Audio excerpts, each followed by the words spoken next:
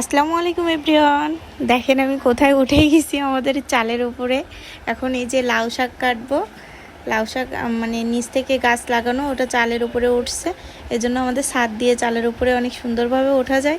ছাদ দিয়ে উঠছি চালের উপরে। লাউ শাক আমার শাশুড়ির জন্য পাঠাই দিব, এই জন্য। কিন্তু শাকই পাচ্ছিলাম না।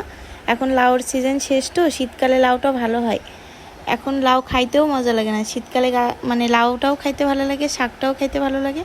আর এখন গাছ সব মারা যাচ্ছে, তো এখন আর খাইতে ভালো লাগে না।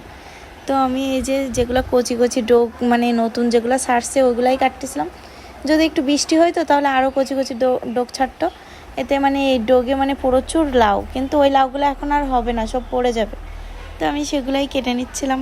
দেখেন আমি চালের উপরে কিভাবে উঠে গেছি, বসে পড়ছি, আর উঠতে পারতেছি না। খুব ভয় লাগতেছিল। আমাদের ওই যে অ্যাডমিস্টারের চাল, তো ভয় লাগতেছিল খুব, যদি ভেঙে পড়ে যায় তাহলে কি হবে।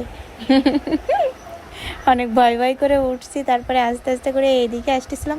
এইদিকে একটা হচ্ছে লাউ হয়েছে, ওই লাউটাও নিব। দেখেন দেখেন কত কিছু করতে পারি। মাছ ধরতে পারি জাল দিয়ে, তারপরে চালের পাড়ে উঠতে পারি, গাছে উঠতে পারি, নাচতে পারি, গান গাইতে পারি, ঝাড়ু দিতে পারি, রান্না করতে পারি।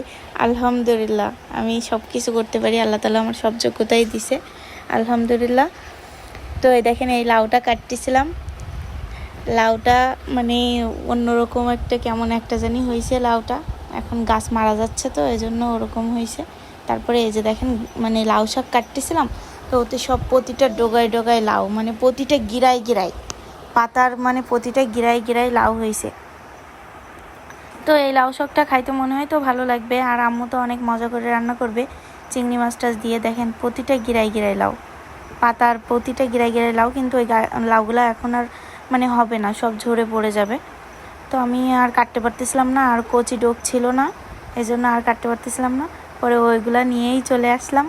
আজকে রাত্রেই পাঠিয়ে দিব, একটা আন্টি ঢাকাতে যাবে, ওনার কাছে লাউ শাকগুলা, তারপরে আরও অন্য অন্য সবজি আম্মুর যেগুলো পছন্দ সেগুলো কিনে রাখছি, ওগুলো পাঠিয়ে দিব আম্মুর জন্য। আম্মু তো এগুলো অনেক পছন্দ করে, গ্রামের তরকারি পাইলে যে কি খুশি হয়। ঢাকায় সব কিছু পাওয়া যায়, তারপরেও গ্রামের জিনিসের উপরে একটা অন্যরকম ইন্টারেস্ট থাকে। তো এই যে আমি এখন এই যে উপরে উঠে গেছি।